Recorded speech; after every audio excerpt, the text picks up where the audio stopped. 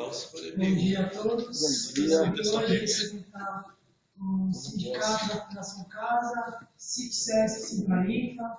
Desde o dia 7/5 nós aderimos na greve.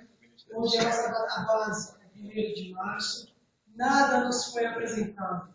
Porém, a instituição, pois temos aderido à greve, 150 centros de 151 abriu extra. Não tem dinheiro para nos dar dissídio, mas tem dinheiro para abrir extra.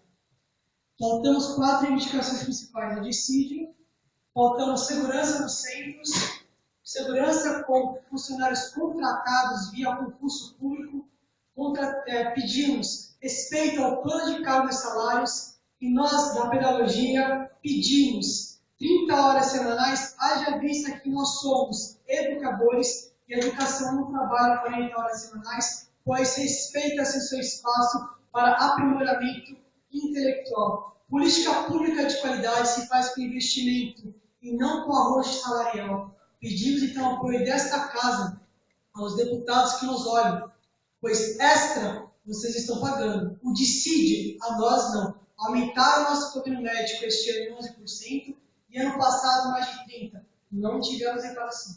Então pedimos o olhar desta casa aos trabalhadores da Fundação Casa que hoje fizeram um ato de frente à sede na Floresta de Abreu, seguiram ao KNT pedindo em passeata que nos olhem a instituição pública da Fundação Casa.